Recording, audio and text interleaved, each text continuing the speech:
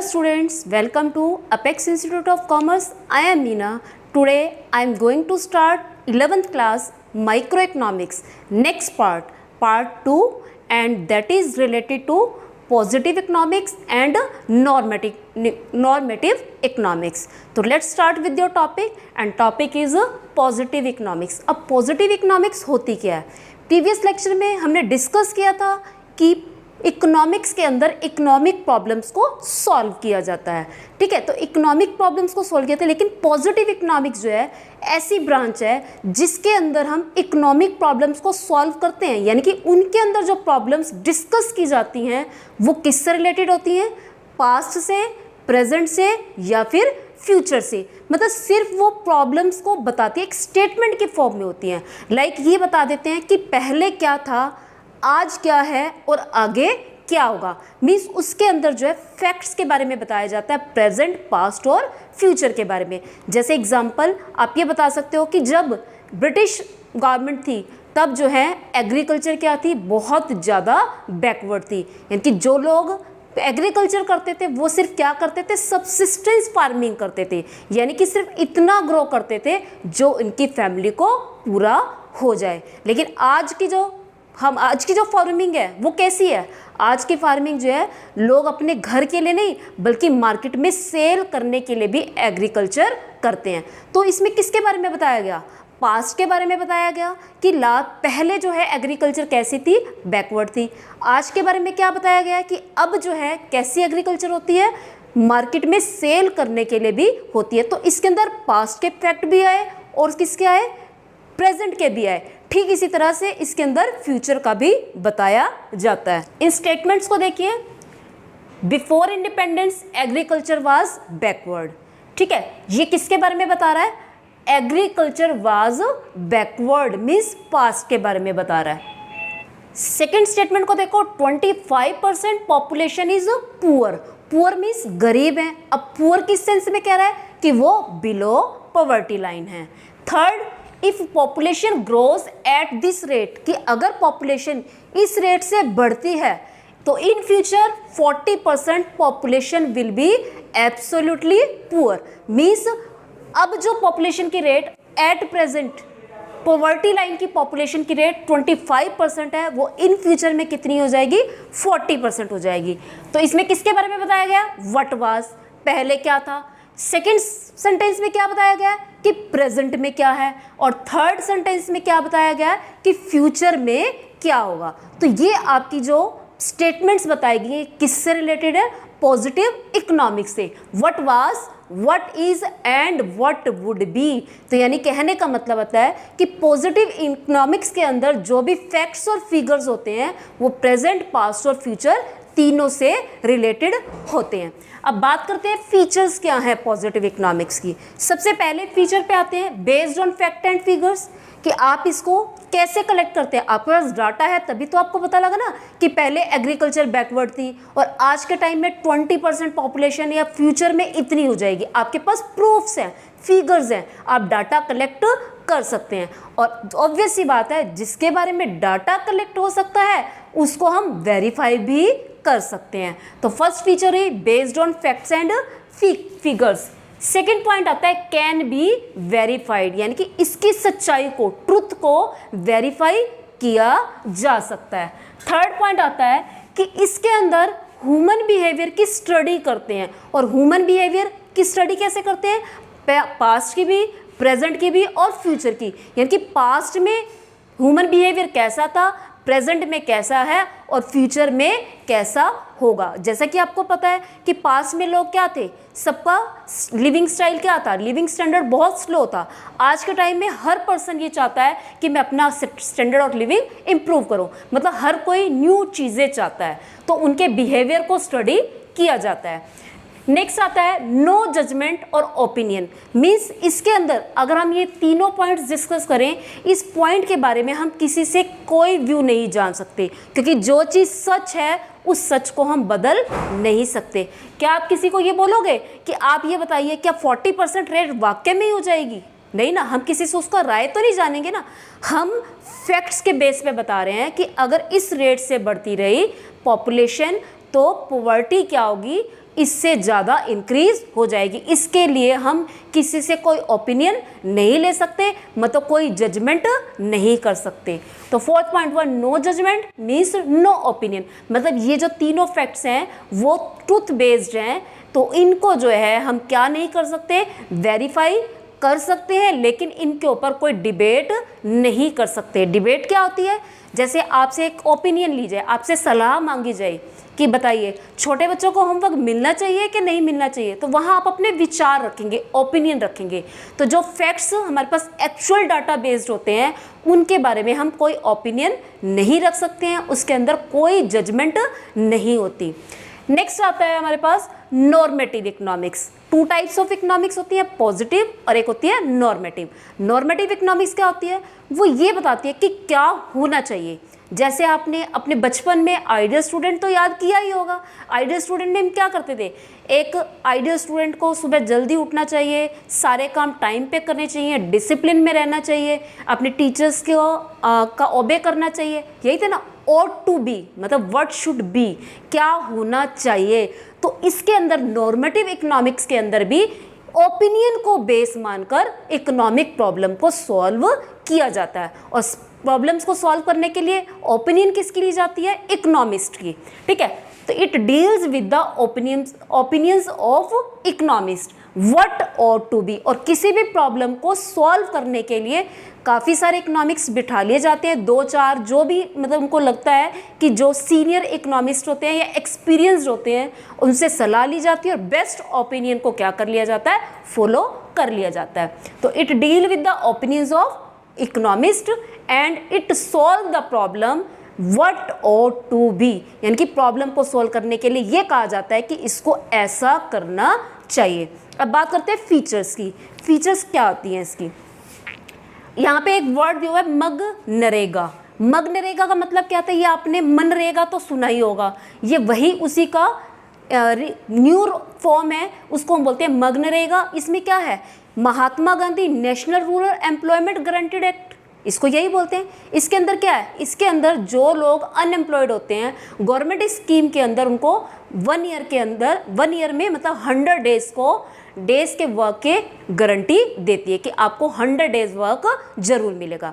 अब ये एक स्कीम रखी गई, इस स्कीम के बारे में इकोनॉमिक्स से ओपिनियन जानी जाती है। तो आप बताइए, क्या आपको लगता है कि इस स्कीम से पॉपुलेशन की जो पॉवर्टी मतलब बिलो पॉवर्टी पर्सन है वो कम हो जाएंगे, यानी कि जो 20% है वो 15% पे आ जाएगी या बिल्कुल कम हो जाएगी, या फिर दूसरी उनसे ये सलाह मांगी जाती है कि आपको लगता है कि मनरेगा से लोगों को फाइनेंशियली हेल्प मिलेगी, तो उनसे उनके व्यूज़ पूछे जाते हैं। ठीक है, तो अगर उनको लगता है कि इससे कुछ बेनिफिट होने वाला है तो उस स्कीम को फॉलो कर लिया जाता है, नहीं तो उसको छोड़ दिया जाता है। मीन्स अनएम्प्लॉयमेंट की प्रॉब्लम को सॉल्व करने के लिए कुछ मतलब इस तरह की स्कीम्स अप्लाई की जाती हैं। ठीक इसी तरह से अदर प्रॉब्लम्स, प्राइजेस को कंट्रोल करना है तो उसके लिए भी इकोनॉमिक्स से क्या ली जाती है, ओपिनियन ली जाती है।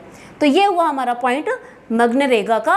और उसमें आती है आप नॉर्मेटिव इकोनॉमिक्स की फीचर्स क्या है। पॉजिटिव में फीचर्स क्या थी, उसके अंदर हमने कहा था कि बिहेवियर को स्टडी करता था पास्ट, प्रेजेंट और फ्यूचर से। लेकिन नॉर्मेटिव इकोनॉमिक्स में प्रॉब्लम को सॉल्व कैसे किया जाता है, सॉल्व किया जाता है ओपिनियंस ऑफ इकोनॉमिक्स से। इसके अंदर डिबेट होती है, हर जो भी 5-6 इकोनॉमिक्स बैठते हैं वो अपने क्या करते हैं, डिबेट करते हैं। वो कहते हैं नहीं ऐसा होना चाहिए, दूसरा कहता है नहीं ऐसा होना चाहिए। तो हर पर्सन को अपने व्यूज़ रखने का राइट होता है। तो सॉल्यूशन कैसे होता है, व्हाट ought टू बी। और दूसरा इसके अंदर क्या दिया जाता है, इन्वॉल्व की जाती है जजमेंट, यानी कि कुछ लोगों की जजमेंट को इन्वॉल्व किया जाता है, ओपिनियंस ली जाती हैं, डिबेट्स होती हैं, एंड प्लस में इनको वेरीफाई नहीं किया जा सकता क्योंकि सबने ओपिनियन रखी थी, उनके पास कोई डाटा नहीं होता है। अब मैं आपको बोलूं कि होमवर्क देना चाहिए तो आपके पास कोई डाटा है, आप ये तो नहीं कहोगे कि मैंने सर्वे किया बहुत सारे बच्चों के ऊपर तो वो कहते हैं कि नहीं होना चाहिए। आपको अपना व्यू रखने के लिए कहा गया। तो ये बात हुई आपकी नॉर्मेटिव इकोनॉमिक्स से। अगर बात करें डिफरेंसेस की तो आई थिंक डिफरेंसेस का पॉइंट आप खुद से कर सकते हैं। अब करते हैं नेक्स्ट टॉपिक। नेक्स्ट टॉपिक है आपका 3 टाइप्स ऑफ इकोनॉमीज़। ठीक है, इकोनॉमीज़ जो होती है, जैसे आपको पता है हमारी इकोनॉमी चाइना की इकनॉमी से, जापान की इकनॉमी से या फिर अदर कंट्रीज़ की इकनॉमी से क्या है, डिफरेंट है। अब किस कंट्री में किस टाइप की इकनॉमी है वो डिपेंड करता है कि उसके ऊपर गवर्नमेंट का रोल कितना है। ठीक है, गवर्नमेंट के रोल के ऊपर ही हम इकोनॉमिक्स को 3 टाइप्स में डिवाइड करते हैं। फर्स्ट आती है सेंट्रली प्लान्ड इकोनॉमी, इसी को हम कंट्रोल्ड इकोनॉमी भी बोलते हैं। सेकेंड है आपकी फ्री इकोनॉमी, और इसमें इस इकोनॉमी को हम कैपिटलिस्ट इकोनॉमी भी बोलते हैं। थर्ड आती है मिक्स्ड इकोनॉमी। ठीक है, अब इन तीनों के बारे में डिस्कस करेंगे। अगर देखो आपको पता है हर इकोनॉमी के अंदर गवर्नमेंट का जो रोल होता है यानी कि कंट्रोल होता है वो वेरी करता है, मतलब किसी कंट्री में गवर्नमेंट का रोल ज़्यादा है तो किसी इकोनॉमी में गवर्नमेंट का रोल कम है। तो सेंट्रली प्लान्ड इकोनॉमी उस इकोनॉमी को बोलते हैं जिस इकोनॉमी के अंदर पूरा का पूरा कंट्रोल ही किसका हो, गवर्नमेंट का हो। मीन्स जितने भी रिसोर्सेज हैं उनको गवर्नमेंट ही कंट्रोल करती है, वही उनकी ओनर है। सेकेंड है फ्री इकोनॉमी। फ्री इकोनॉमी के अंदर क्या आता है, फ्री इकोनॉमी के अंदर गवर्नमेंट का रोल 0 के बराबर होता है, बिल्कुल भी नहीं होता ये कह सकते हैं, यानी कि उसके अंदर जो भी कंट्रोल होता है वो प्राइवेट ओनरशिप का होता है, प्राइवेट सेक्टर का होता है। थर्ड आती है मिक्स्ड इकोनॉमी। मिक्स्ड इकोनॉमी में क्या होता है, दोनों का रोल इक्वल होता है, प्राइवेट सेक्टर का भी और पब्लिक सेक्टर भी, दोनों मिलकर ही उस इकोनॉमी को रन करते हैं, यानी कि सारी इकोनॉमिक एक्टिविटीज़ पब्लिक और प्राइवेट सेक्टर के द्वारा की जाती है। अब बात करते हैं कि इंडिया की इकोनॉमी, इनके एग्जांपल देखें कि जहाँ पे पूरा गवर्नमेंट का रोल है। तो फर्स्ट आती है आपकी सेंट्रली प्लान्ड इकोनॉमी। अगर आप यूएसए नहीं चाइना में जाओ, चाइना और रशिया में वहाँ जाके देखोगे तो वहाँ पूरा का पूरा रोल ही किसका है, गवर्नमेंट का है। ठीक है, तो उसमें जो इकोनॉमी वर्क कर रही है वो कौन सी है, सेंट्रली प्लान्ड इकोनॉमी या कंट्रोल इकोनॉमी। यानी कि सेंट्रली प्लान्ड इकोनॉमी का एग्जांपल है चाइना और रशिया, और फ्री इकोनॉमी का जहाँ पे गवर्नमेंट का रोल बिल्कुल नहीं है उसके एग्जांपल है यूएसए और जापान, और मिक्स्ड इकोनॉमी का आपकी खुद की ही कंट्री है इंडिया। ठीक है, अब देखते हैं कि इनके डिफरेंसेस क्या क्या हैं, कि इन तीनों इकोनॉमीज़ में और क्या डिफरेंस होते हैं। जैसा कि हमने कहा कि इसको कंट्रोल किसके द्वारा किया जाता है, प्लान्ड इकोनॉमी को, सेंट्रली प्लान्ड इकोनॉमी को कंट्रोल किया जाता है गवर्नमेंट के द्वारा। और चाइना में ऐसी इकोनॉमी है तो इसमें कौन इंपॉर्टेंट हुआ, कौन सा सेक्टर इंपॉर्ट हुआ, प्राइवेट सेक्टर या पब्लिक सेक्टर? ऑब्वियस है पब्लिक सेक्टर, क्योंकि पब्लिक सेक्टर कौन रन करता है, गवर्नमेंट। तो इसमें पब्लिक सेक्टर डोमिनेट होता है और इसके अंदर प्राइवेट सेक्टर डोमिनेट होता है, मीन्स इंपॉर्टेंट होता है, और इसके अंदर दोनों ही सेक्टर इक्वली इंपॉर्टेंट होते हैं। थर्ड पॉइंट आता है कि अगर देखो किसी जगह पर गवर्नमेंट का रोल होगा तो गवर्नमेंट किसके लिए काम करेगी, मैक्सिमम प्रॉफिट के लिए, पब्लिक के वेलफेयर के लिए, ऑब्वियस है पब्लिक के वेलफेयर के लिए। तो जो सेंट्रली प्लान्ड इकोनॉमी है उसका जो मेन मोटिव होता है वो क्या होता है, मैक्सिमम सोशल वेलफेयर। और फ्री इकोनॉमी जहाँ पे प्राइवेट लोगों का हाथ होता है, मीन्स प्राइवेट सेक्टर इंपॉर्टेंट होता है, वो किस लिए काम करेंगे, अपने मैक्सिमम प्रॉफिट को देखेंगे, उनको सोशल वेलफेयर से कोई लेना देना नहीं होता। तो इसमें फोकस किसके होता है, मैक्सिमम प्रॉफिट पे, और इसमें दोनों के ऊपर।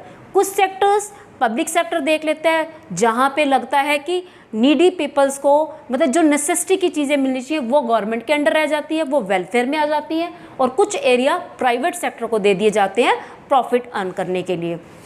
नेक्स्ट पॉइंट आता है आउटपुट और प्राइस। अब जब इकोनॉमी में ये डिसाइड करना हो कि कौन से गुड्स कितनी क्वांटिटी में बनने हैं, अब सेंट्रली प्लान्ड इकोनॉमी है तो सारे डिसीजन कौन लेगा, गवर्नमेंट लेगी। ठीक है, और जब हम फ्री इकोनॉमी की बात करते हैं तो फ्री इकोनॉमी में रोल ही किसका है, प्राइवेट सेक्टर के। तो प्राइवेट सेक्टर के द्वारा जो प्रोडक्शन की जाएगी उसका डिसीजन इसके ऊपर डिपेंड करेगा कि लोग डिमांड किस चीज़ की कर रहे हैं, यानी कि मार्केट फोर्सेस डिसाइड करेंगी। Output and price decided by market forces, और मार्केट के अंदर दो ही फोर्स होती हैं, डिमांड और सप्लाई। तो जो डिमांड होगी या जिस चीज़ की सप्लाई ज़्यादा होगी उसी को ही प्रोड्यूस किया जाएगा, और प्राइस भी जहाँ पे डिमांड और सप्लाई इक्वल होंगे प्राइस वहाँ डिसाइड हो जाएगा। नेक्स्ट आता है आपका मिक्स्ड इकोनॉमी के अंदर। अब मिक्स्ड इकोनॉमी में दोनों सेक्टर का रोल है, तो यहाँ पे क्या होगा कि जब मिक्स्ड इकोनॉमी में आउटपुट प्रोड्यूस तो किया जाएगा प्राइवेट सेक्टर के द्वारा, प्राइस भी प्राइवेट सेक्टर खुद करेगा, लेकिन गवर्नमेंट उसको टाइम टू टाइम क्या करती रहेगी, कंट्रोल करती रहेगी, क्योंकि कंट्रोल करना इसलिए ज़रूरी है कि अगर उसके ऊपर सुपरविज़न नहीं रखी तो प्राइवेट सेक्टर जो है कंज्यूमर्स को घटिया चीज़ें देनी शुरू कर देगा और महंगी चीज़ें देना शुरू कर देगा। नेक्स्ट पॉइंट आता है कंज्यूमर इज नॉट सवर्जिन। सवर्जिन का मतलब होता है कि कंज्यूमर की इंपॉर्टेंस होना, मीन्स कंज्यूमर ही क्या है, किंग है, क्योंकि यहाँ पे प्रोडक्शन किसके द्वारा की जाती है, गवर्नमेंट के द्वारा। अब गवर्नमेंट ही कंट्रोल कर रही है सब कुछ, तो गवर्नमेंट ऐसी चीज़ें बनाएगी ना जो सस्ती बन रही हो और जिससे सब लोगों का फ़ायदा हो, तो वो कंज्यूमर की नीड के अकॉर्डिंग नहीं बनाएगी, वो उसके अकॉर्डिंग बनाएगी जिससे मैक्सिमम लोग उन चीज़ों को अफोर्ड कर सकें। तो इसमें कंज्यूमर सवर्जिन नहीं है, मतलब किंग नहीं है। इसके अंदर कंज्यूमर कौन है, किंग है। थर्ड आता है आपका इसमें कंज्यूमर भी किंग है, प्लस में पीडीएस, और पीडीएस का मतलब होता है public distribution system, public distribution system.